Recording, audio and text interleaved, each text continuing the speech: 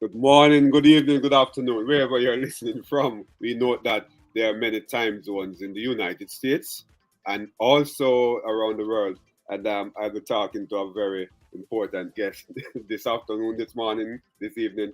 He's a poet and he takes relationships seriously.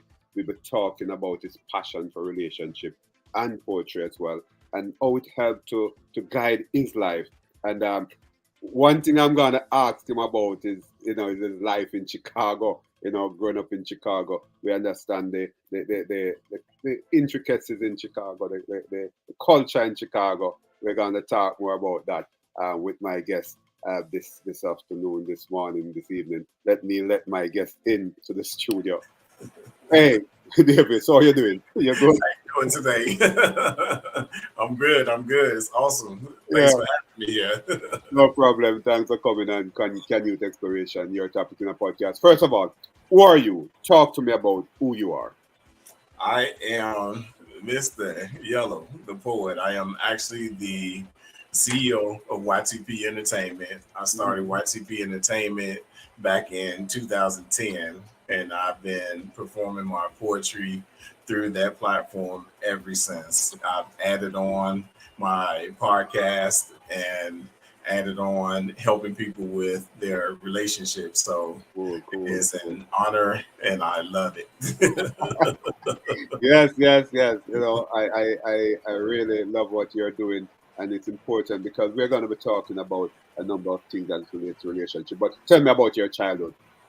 It's okay. So on my channel, what I do is I post up different podcasts that I have with different people in hopes that once we're done, they've gained something from it in terms of being able to cope with the relationship issues that they have in their life, or even just some inner personal issues that they may have in their lives. So I Mhm. actually focus on these things and I drive on it. Yeah, It's yeah, relationships, it's love, it's poetry, and it's life.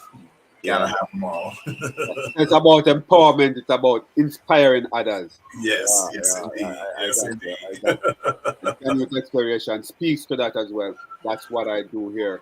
So we work together to empower each other, and Yes, empower others. But look, growing up, you grew up in Chicago, did you? yes, yes, indeed. Tell us about growing up in Chicago. I tell you a story though, right? I love Chicago, but the first time I'd gone to Chicago, I heard some sounds. You understand those sounds that you hear sometimes? Yes, And I was yes. saying, really? But it was Chicago. Chicago is still a beautiful place. Tell me about growing up in Chicago. Well, I tell you, man, growing up in Chicago, for me, it was rough because the neighborhood that I lived in was one of the predominantly black neighborhoods, and it was also a mixture. One side, the black people lived on, and the other side, the white people lived on. Yeah. And a lot of the younger generation, because I never had any issues with the older generation, Okay. but a lot of the younger generation showed themselves to be prejudiced. They had to get it from somewhere. I'll Yeah. just put it that Yeah. Yeah. I got you. I got you. way. But when they would show themselves to be prejudiced, they came over to our side and literally tried to start fights with us, calling us all different types of racial slurs. Like Yeah. it was really crazy because we had to physically fight Yeah. to Yeah. show that okay, we're not going to take Right. this. Right. We're Right. not enslaved anymore. That's over with. So let it go. Yeah. Yeah. So it was that. Plus, after we finally got away from that neighborhood, we got away because the White Sox they purchased the land that we lived on. We Yeah. received no money, no anything for that. But when we tried to get anything from them, they turned us down. So we ended up having to leave out of that neighborhood, and then I moved into a mixed neighborhood. Yeah. And in that mixed neighborhood now, everything was a lot better. We had our typical Yeah. gang I mean, bangers, gang violence, and things of that nature, but it was much better. It wasn't as much going on. And due to the fact that that time I was actually studying Islam, I studied Islam for okay. 17 years. And man, I tell you, the gangs actually understood that I was studying Islam rather than looking at it as I'm in some type of a gang, because I've never been a gang affiliated at all. I know, right? It was rough, man. Hey, you growing up, 7, 12, what that was like, your parents, your siblings. Talk to me. See, the funny part is I was born in my grandmother's house on my mom's side. Oh. I was born at home, literally on the kitchen table. Yeah. And my grandmother, as soon as I came out, my grandmother was like, Yehloe, because my grandmother's Native American. She was a full-blooded Cherokee. Right. So she was like, Yehloe. And everybody looked, because this is what I'm hearing. This is the story that I got. It's like everybody looked like, okay, why is she saying Yehloe? Well, it turns out that's the name that she was giving me, Yehloe. Yeah. So it carried on from then on. That was it. So growing up between 7 and 12, oh my goodness, man. I didn't have my parents in my life after that, because at the age of 5, my parents actually got divorced. Okay. But even before that, when I was born, my grandmother and my great grandmother on my mom's side actually kept me all the time. I was going back and forth between those two households all the time. And then there would be little small time frames where I did actually have a little bit of time with my mom and dad, but not much interaction at all. Much. Yeah, I understand that. And this is what actually got me into poetry as well, because looking back on my life, my grandmother on my dad's side took me from the age of 5 on up. Mm-hmm. So from the age of 7 on up, I started getting into poetry, learning a lot about Edgar Allan Poe, who was my hero at that time, because reading his stories intrigued me to actually find a different way to have an outlet. Yeah. It was crazy, because we go to school and we're literally walking over dead bodies. And we didn't stop to go see who this person was or who that. No, I know, right? You keep going, because I don't want to have anything to do with that. Keep my hands clean, keep everything else clean, and just get on out the way, keep it moving. It reminds me of growing up in Jamaica in the ghetto. Oh, right? Yeah, literally walking over dead bodies. It's like that. I mean, what happened? We grew out of it, and we advance, and we talk about it. Yeah. But my question to you, right? You write about these things. I'd love to hear at least a standard, something that you have written. Okay. I wrote this poem that I remember is called Struggle. Yeah. And with struggle, anybody who has gone through tough times in their lives and has been a part of anything that's political, they would actually understand where this poem is coming from and what's meant by it. Okay. So every day I was told that this right here is the sweet, sweet land of liberty. If this land is so sweet and liberal, then why am I surrounded by sin and fallacies? These people you even come from. They string us along and lie to us about the truth, trying not to make us feel dumb. The other cheek is turned while our children go outside to play, but their children have indoor pools, games, more money than they can count, and a nice place to stay. We live in a society controlled by greed, weed, and drugs. Territorial fools label themselves with tattoos as phony thugs. Peace is an unheard of area in our neck of the wood. We keep harping on broken promises that make politicians look good. The struggle is real. The struggle is real. Make no doubt about it, the struggle is real. I love that. That sounds like Chicago, right? Yes. I know. The Chicago, like New York, would have this culture. You can feel New York. You can feel Chicago. Yes, definitely. I think that most of us, when you look at New York, Chicago, California, parts of California like Compton, Long Beach, and different areas, I think we all can actually feel one another's presence when we come around one another. Yeah, definitely. family is very important to you. I've read somewhere. Yes. Um, why is that so? Why family is important to you? Family time. Family time is most important, one of the most important things to me, due to the fact that when I was growing up, I didn't have mom or dad in my life actively as much as some of my friends did. So when I listen to some of my friends talking about how they grew up in different, events that they had with their mom and dad and things of that nature, Right. at some point it actually saddened me. At other times it actually angered me because I was wishing to have that same type of relationship with my parents. Yeah. So I always said that when I get older, Yeah. I'm not going to do the same things to my children. So I Right. spent a lot of time with my children, making sure that I was active. When they had events at school, I'm there. When they have events outside of the schools, I'm there. When it comes to lifelong lessons, I'm there to teach them. If it Yeah. was something that they asked me and I didn't know, I would say, hey, that's a very good question. Let's both find out what this is about. And I Yeah. kid you not, my children, they never once called me a know-it-all because Okay. they know I'm not a know-it-all. If I don't know, we're gonna find out together. I And love I that. feel like that's really important for any parent to Yeah. do with their children.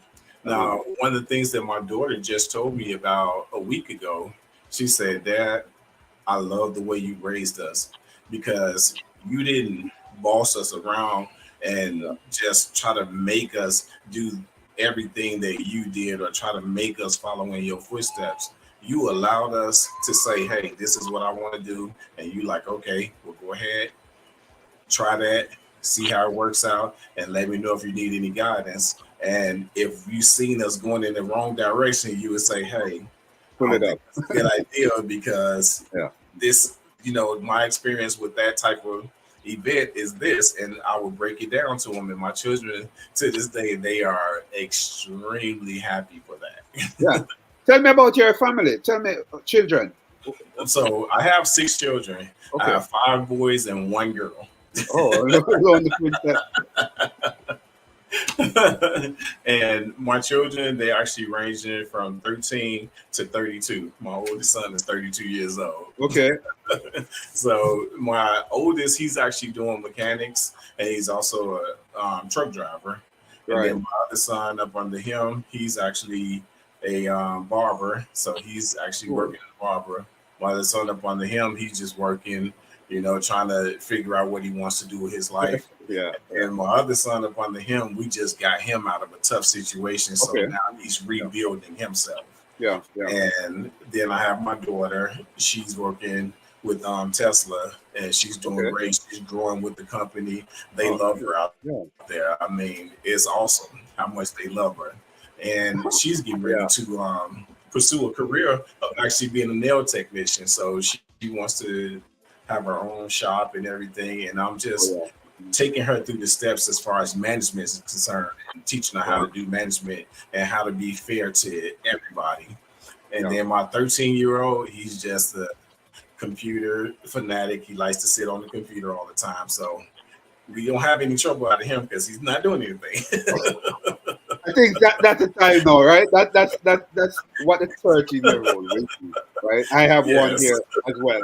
He love the computer.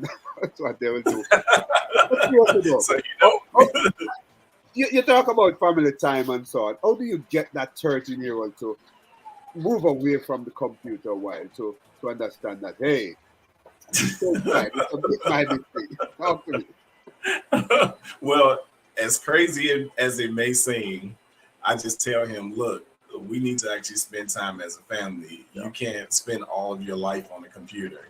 Yeah. And then on the other times, like when he's done something, like say, for example, if he got a failing grade in school, okay, guess what, partner? It's family time. So now I structured things that we can actually do. And I already have them pre-planned just in case if he mess up, we got some family time to spend. Yeah. Because a lot of times he's so intrigued by whatever is going on that computer that he doesn't even want to do anything. Excuse me. And it makes it tough. sometimes. Then other times I have to just be like, look, shut the computer down. Look, we going outside. We going to go do some things. We're going to have a family dinner and everything. Let's go. And I just have to do it sometimes. I mean, it's better than teaching him that being on the computer is the greatest thing since sliced bread. No. Yeah, I know, right? It's an odd thing. It's a generational thing because you and I are not the only two persons going through this right now as parents. That's true. We use a computer, oriented, but part of it, right? Generational. Yes. But your life, poetry might have changed your life or might have contributed to how you shape your life. Talk to me about that.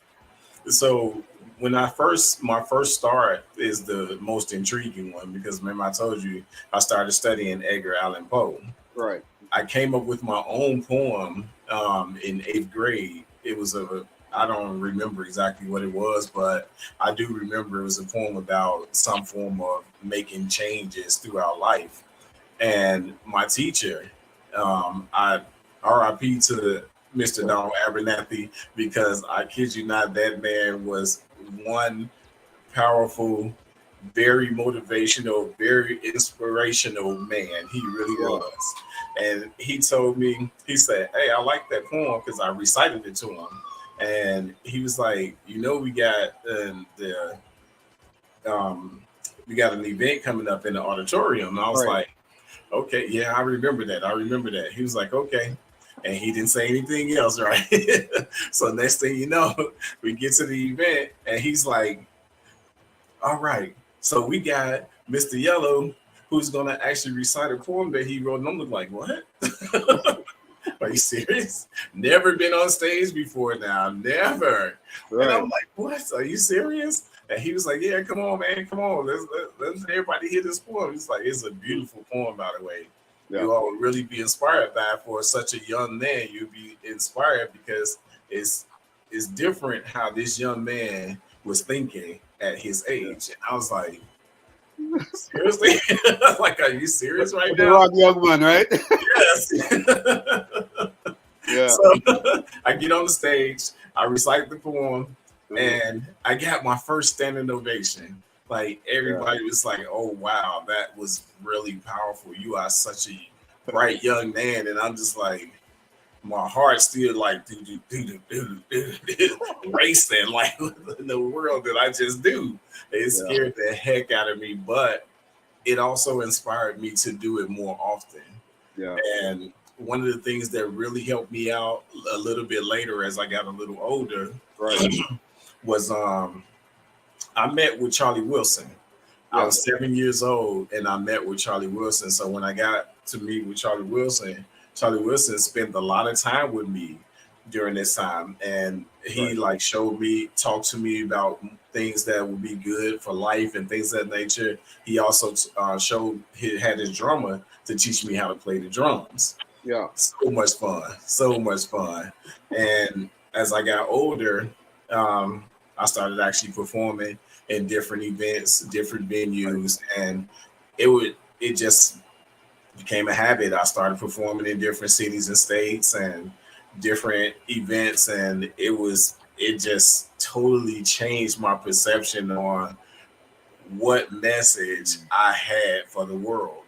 And it's crazy because it started literally from like 7 to 10 years old. That's when the message changed. It started right then and there. Amazing. Yehloe. You're listening to Canyouth Exploration, your topic in a podcast. I am Dr. Canyouth White, talking to Yehloe. Yehloe is the color. This one is Native American. Yeah. So it means I walk with the spirit. Oh, okay. Yeah. So it has nothing to do with any colors. Yehloe. Yes. Okay, well, my audience are not watching but listening on their favorite podcast. So that is spelled differently. I like the name Yehloe. Thank you. But look, you talk about building relationship, right? Mm-hmm. Building relationship. What is that? What is that in your mind? So for me, when I talk about building relationships, I'm looking at every type of relationship or relationships from every level. So we're not just talking about couples. A lot of times people think about couples. Yeah. So I'm also looking at, take for example, like me, I was a single father for 4 years. Okay. So I had to learn how to communicate with my children because they came from a different generation than I did. They came from a whole different era. The communication was different. The interactions were different. So I had to learn how to communicate on their level. It took some practice. It was a lot of trial and error, but at the same time, it was also fun because I am I don't know what it is about me, but I love learning. And it's like, irregardless of what, I love learning. Learning is just the most inspiring thing to me ever. And that was a challenge, and I love that challenge. And my children are thanking me for that to this day. But also, when I talk about relationships, I also talk about communication because a lot of people don't understand that communication is one of the most important elements to any relationship, irregardless of what it is. Even when you're meeting a perfect stranger, communication is one of the most important elements that you have. But you also got to think about how many different types of communication that there are. If you can be at least halfway decent, and this is something I learned through my studies for psychology, but if you can be at least halfway decent in at least 3 types of communication, doesn't matter what it is, at least 3, you can pretty much almost communicate with anybody. Nice. You talk about relationship building and the importance of communication in any relationship, because in fact, you and I now are having a relationship, a sort of connectivity, sort of and the importance of communication, right, and understanding as well, because I don't think we can leave understanding out of the realm of communication. Right? Exactly. Tell me though, your children, you have had, what, 6 children? You have 6 children? Yes, I do. And do they communicate differently with you? Naturally so. But how do you maneuver that sort of difference in communication? And, So learning about different eras, because each one of my children, they're not exactly stair steps, so they're not like right behind each other. So different eras communicate differently. So believe it or not, a lot of parents feel like this is one of the bad things. They feel like you're making friends with your children just because you're communicating with them on their level. Like for example, my oldest son, he's 32 now. He was born in 1991. So in 91, a lot of times we would say chill, we would say cool out, man, I'm doing this. So I would use those terms when I'm talking to my son. Whereas a lot of parents would feel like, man, I'm not about to stoop down to their level, but it's not about stooping to their level. It's about teaching yourself how to grow as well as teaching your children how to grow. So when you're communicating with them on a level that they can understand, you're not only building a better relationship, but you're building a strong relationship. So a lot of people don't understand there's a difference between something being better and something being strong. When it's better, you're right there, you're in the door, but you don't want to just be in the door. You want to be in the door, sitting on the couch, going to the restroom, laying in the bed. You want to be able to be on there, so it's got to be strong in order for that to happen. Now you're building a foundation. You're also building a trust with your children or anybody else. It doesn't matter who it is, with anybody. You're finally building a trust. And that's the thing that's key to me, is build a trust. Because when you're looking at trust, just like you said, understanding is one of the key things. Now, with understanding, what I also look at is points of view. If I ask you what's your point of view on something, I have to be willing to sit back and listen to what your point of view is. Now, my counter to your point of view is helping you to understand what my point of view is, and let's see how we can meet in the middle. And walk away knowing that, okay, I understand you better and you understand me better. Not, oh, that's such and such, he just talking crazy. No, we don't do that. That's not the way to build. You must be some clarity. But we talk about the children and the fact that they're, even though they're not step by step sort of situation, as you Mm-hmm. were saying. Mm-hmm. They think differently. Their friends are Yes. different, right?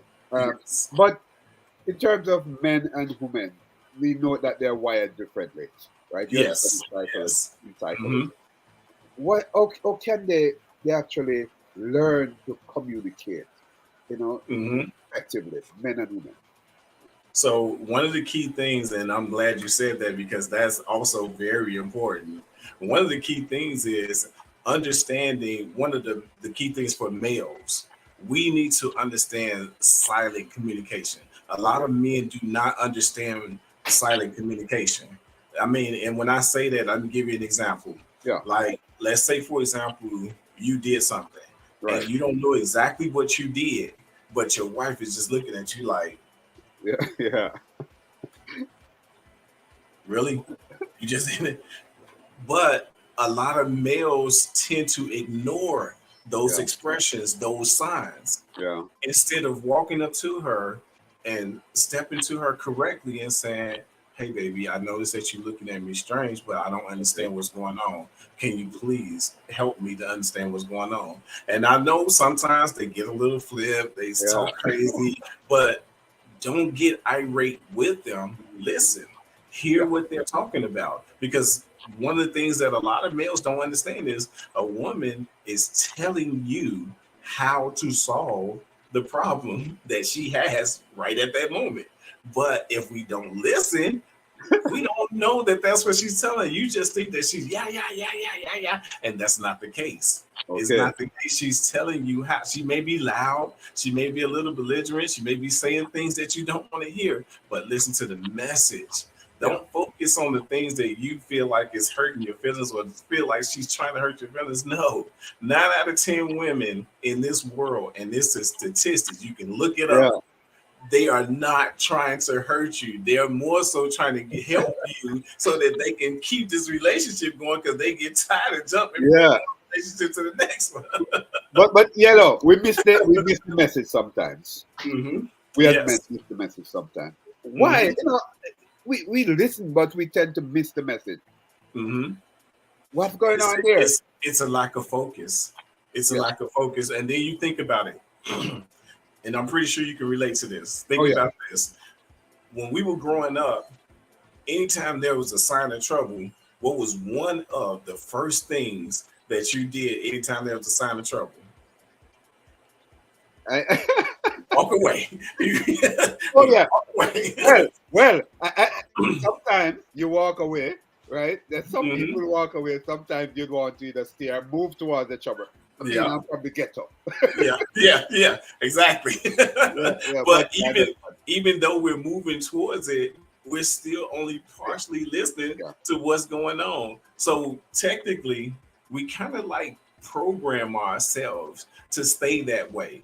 Yeah. Now, once we get a little bit older, we're so programmed to doing it while we're Yeah. young. Once we get a little bit older, we're still following that same pattern, and we should have broken that a long time ago.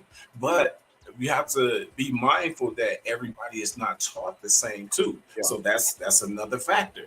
Yeah. If your parents or the male role models in your life didn't know to teach you this, then how could they teach you that? They can't Yeah. because they don't know anything about it. And that was one of the things I had to talk to one of the young men who I mentor. I had to explain to him, don't get angry with your dad. Instead, teach your dad. Explain to your dad that this is the way things should have been between you two. And let's see if we can build from there. And Yeah. he actually has a far better relationship with his dad now because his dad is now showing that he's willing to reciprocate things that his son is talking about rather than just blowing them off. Yeah. You Yeah. know what I'm saying? Yeah, there's new things that, well, not necessarily new, because I was the dean of discipline at a high school in Jamaica, and Mm-hmm. the slang, so to speak, that these Yes, guys yes. I mean, one of the things that I couldn't understand, they're calling each other dog and so on, and I'm like, like, I mean, I'm marveled by it, and people would respond, the other person would respond, yes, Uh-huh. hey, I am dog. Yes, yes. Well, you got to think about this too. Although we look at it as a slang, Yeah. the true history of DAWG Okay. literally Right. comes Yeah. back from history. Yeah. But because we're so programmed to DOG, we think that that's what they're talking about when they're talking to Oh, you. And that has nothing to do with it. We're not I'm calling you learning. an I'm animal. learning, Yellow. Talk We're to me. not Talk calling you to an us. animal. We're calling you one of the servants, which that's what they call some of the servants back then. They would call them dog, but it wasn't to belittle them. It was just a level in which they were on at that point in their lives. And you can look all this stuff up. Yeah. You You know, can, Yellow, I'm not, I'm going to be honest with you. I didn't know that. And it makes sense. yes. It makes sense. But I'm sure that a number of these guys don't know either. Right? I'm working Well, out there it with depends too now because you got to think about some of the guys are in fraternities, and the yeah. fraternities, some of the fraternities actually use DAWG at a certain point in which these people are or whatever level they're on in that fraternity. So Yeah. some of them actually do know. Interesting, interesting. You're listening to Canyouth, watching Canyouth Exploration. You're tapping in the podcast. I'm not to Canyouth, but I'm learning so much from Yellow. Right? Yellow, you do poetry. Do you sing as well? You have an inclination to do music. You talk about the drum and so on. I Yeah. actually have a song out right now, Oh, and I don't sing on my music. I actually do my poetry on my music. And yeah. there's a song out right now. It's called Tempted by Love. I actually wrote this song for my wife. Oh, okay. And yeah, Cool. I wrote this song for my wife. And it's so crazy because when I first wrote it, I was the one who was the biggest skeptic because it was my work. So I was the biggest skeptic Yeah, on I it. know, right? I started playing it, and my wife was like, okay. She's like, hey, what's that? I say, I'll tell you in a minute. Just let me see how much they want to make sure that everything is right. Yeah, And yeah. she was like, man, that sounds good though. Next thing you know, here come my stepson, my Yeah. stepdaughter, my daughter, my son, my granddaughter. Everybody came into our room and they're like, man, that sounds good. Yeah, Who yeah. is that? Who is that? I was like, that's me. And they was like, what? They're like, what? So you pull them into it, not knowing that it was your. Oh, Yeah. So I do like to mix my poetry with my yeah. music, and sometimes I would just do it straight a cappella because I feel like the message is a little bit stronger depending on what I'm saying or what I'm Oh, yeah. doing. So I have on my platform on my podcast. If you go to my Spotify, you'll see I Okay. have this one called 60 Off the Top. Right. And 60 Off the Top consists of me doing poetry for 60 seconds off the top of my head. Okay. Cool. Yeah. Cool. So we have to have some more of the music and the poetry from you. So give us some stuff. Go on. If you go to it's on my YouTube. So I would definitely have to go to my YouTube and pull it up. Some of these things Okay. that I've been doing for so long, it's like, oh my goodness, man. Yeah, I know, I'm right? And I'm and surprised at the my audience, let me say this to my audience. You will see this in the description links where you can go and in contact Yellow if you may, right, and see some of his work as well. I'll ensure that it's there, right? But Yellow, while I'm waiting for you to give us a piece of yes. poetry and something, right? Tell me, have you ever gone to Jamaica? Let us reason. Have you ever gone to Jamaica? I wish, man. I want to go to Jamaica. I want to go to Jamaica so desperately. I have Yeah. not been there yet, but it is in my plan. I do plan on going to Jamaica. Yes. Yeah. Once you think music, man, you have to I be want there. to You see have to some of go my there. brothers and sisters in Jamaica. Yeah, yeah. What do you think though about the culture, the Caribbean And culture? I want to get some of the Jamaican fruit. Oh, yeah. What's your favorite Jamaican Yes. Oh meal? my What's your goodness. I favorite want to go to Jamaican meal? Jamaica. I want to get some Jamaican. I want to get some Jamaican fruit. I want to taste some of the different dishes that you all have. Like, oh my goodness, man. I just want to try it. I just Don't want to tell me try it jerk out. chicken. Don't tell me jerk chicken. I can't Jerk wait. chicken. Okay. Go ahead. Oh yes, I love jerk chicken, man. I love jerk chicken.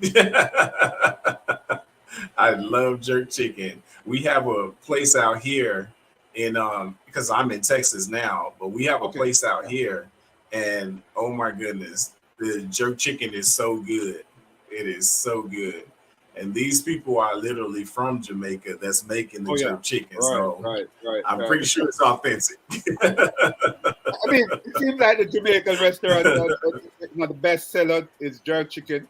I am from Florida. I actually, but I'm now in New York for a while. And Okay. I realized along the stretch, there's always a Jamaican restaurant who it's flooded with people from other race, other you know Yes. ethnicity, right? And it's really tells me I'm Yes. proud. It said that Jamaican food is delicious. It's sumptuous. Yeah. Yes. Yes, it is. Oh my goodness. Yeah. Oh my goodness. I dated a young lady. She was Right. Creole. Yeah. And when I tell you her mom can cook so good, oh my goodness. That was some of the best food that I had ever tasted. And I was I know. there for well, we celebrated Thanksgiving. They didn't really like care too Yeah. much for Thanksgiving, but when I tell you Right. they still made a feast, and that food was so good, man. Oh my goodness. Let, let, I let, can let me still let me remember ask the you this taste. now. Let me put you on the spot. Can you cook? Okay. What can you do in the Yes. kitchen? Yes, I can cook. I can cook. I can burn. Thanks to my grandmothers, all three of them, I can burn. Yes, I can. And I tell you, I can cook some of the greatest tasting chicken. One of my famous dishes is called a turkey surprise. Oh, And my children beg me to make that all the time. They beg me to make my spaghetti because I make a spaghetti that's mean. Oh my goodness. And the crazy part is I'm allergic to pork and beef. So right. there's no pork, there's no beef in any of my dishes. Oh, okay, cool. Cool. So the meatball and spaghetti. What the meatball is made of? Turkey. It's Turkey. made Oh, of yeah, yeah, turkey yeah. Turkey. or chicken, either Or chicken. ground turkey or ground chicken. But the key thing to me is making sure that I have some turmeric in my seasoning. I Okay. have to have turmeric. Gotta have Yeah. Yeah. it. So you're health conscious. You're in the health thing, and that's important. Yes, yes, Yeah. yes, indeed. I found my Yeah. song. You ready? Yeah. Yeah. I'm ready. I've been waiting.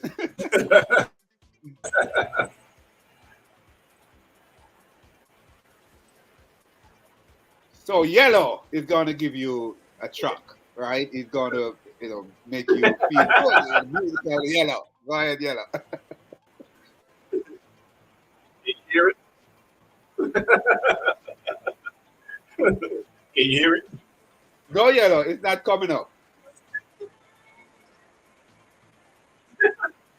Oh my Yeah. goodness.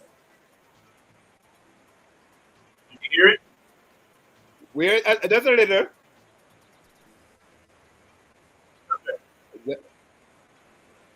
Just a little. Up a little.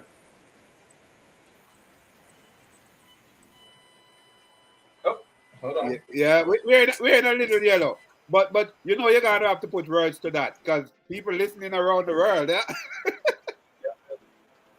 Man, look, I tell you, this song Yeah. right now has more than 1,000 views.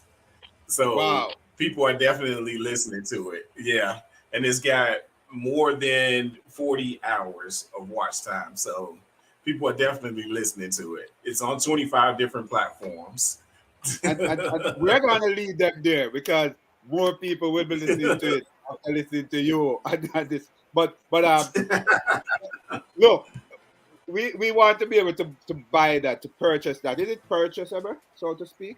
Can we Oh, you purchase? can actually go to it's called DistroKid, DistroKid. It's called DistroKid. You can go there and you can actually purchase my song. Oh, cool, And it's, cool. believe it or not, it is dirt cheap. Ah, Sound like a salesman. You sound like a salesman, you know. Salesman will say that.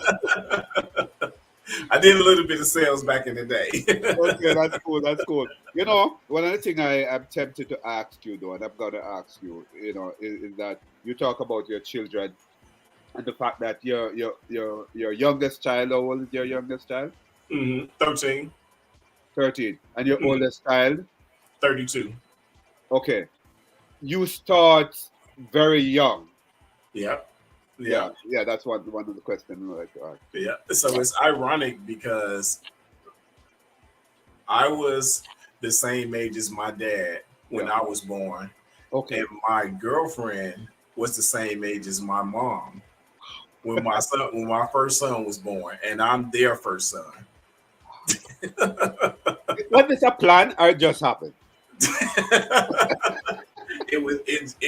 I didn't even know, to the crazy part, I didn't even know until after my son was born, Oh, because when I had my son, I'm holding him, and then I took him to see my whole family because I was like super excited.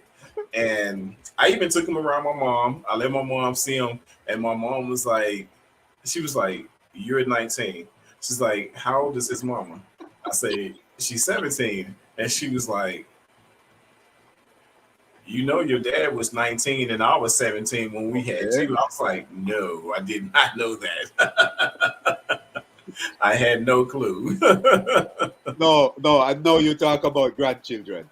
Tell Yes. me, that cat that did that catch your I think it's your son, one of your sons, right? Hmm. Did that catch your son? It did Nope, not. it didn't. Oh, They were different ages. Yep, they were actually different ages. yeah, I was just wondering if it's a pattern.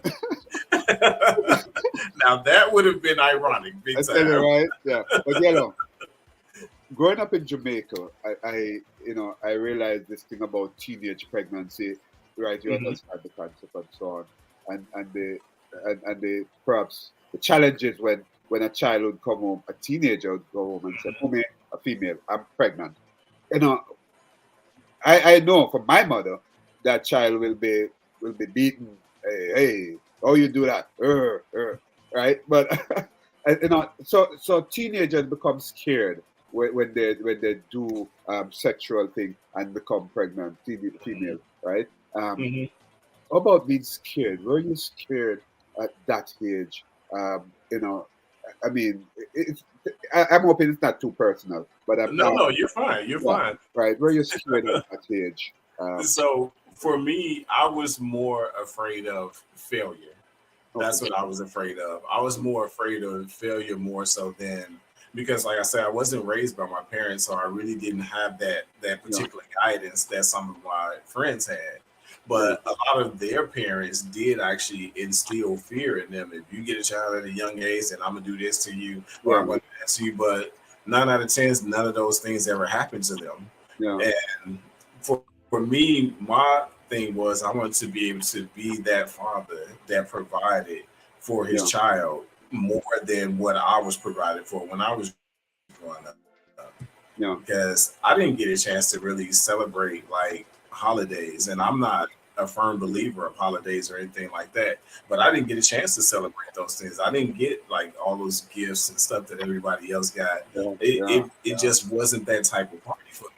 But trust and believe, I don't feel bitter. I don't feel angry. I yeah, don't feel yeah, any regret or whatever it is for that. I'm just happy that I'm able to do something different from what was done to yeah, me, and that's yeah, to show love, help people out, and help to teach people something different from what they yeah, learned when they were growing up.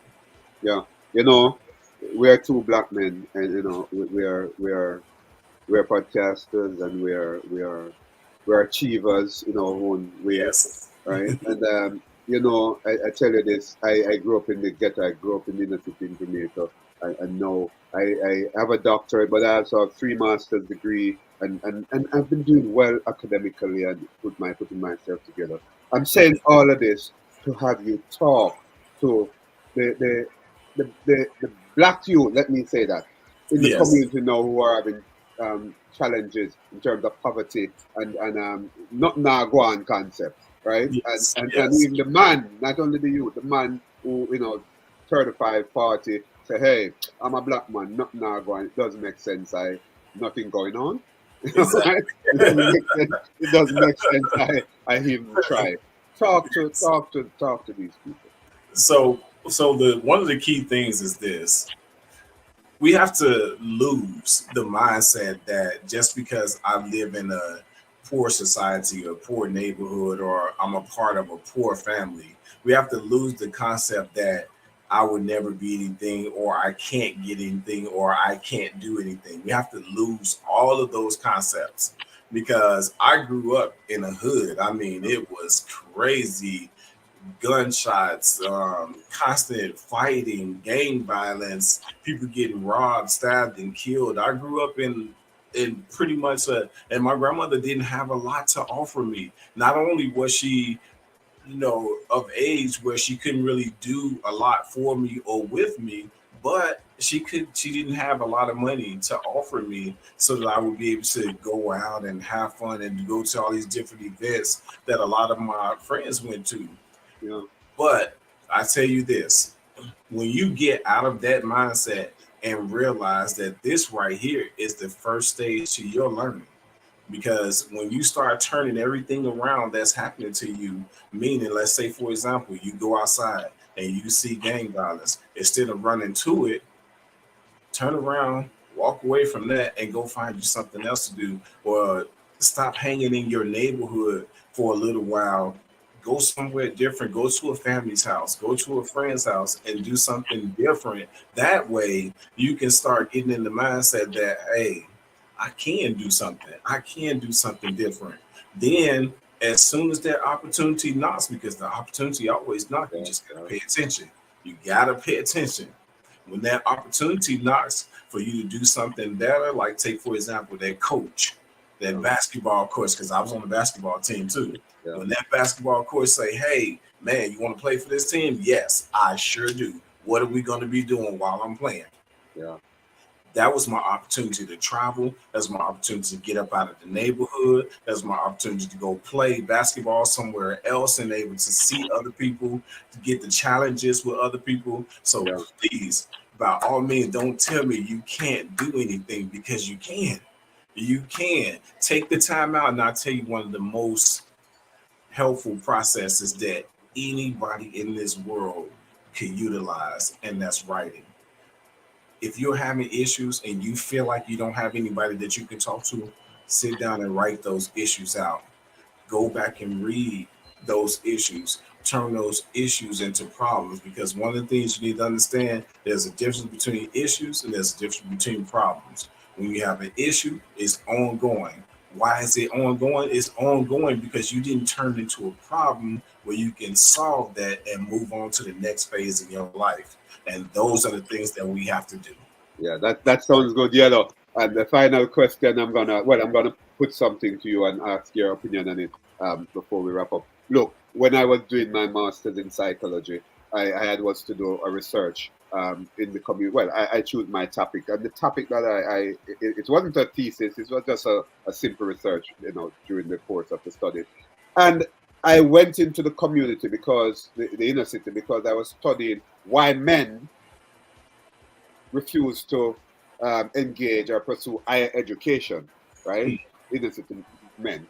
And the results that I had gotten was one, look, I'm in this community and it's very violent, and I soon die. I mean, why spending money to do Mhm. higher education, and I can get anytime now by violence. And the next one is that I have a baby mother, and it's all about my baby mother, my baby, so I don't need to spend money on higher Right. education. What's your thoughts of that? Those Well, I can tell you from the history that I learned in not only in psychology Yeah. but in my literacy classes, because I do have a bachelor's degree in Cool. business, and I also have two bachelor's degree in business, and also have an associate's in computers. So, Cool. Yeah. Yeah.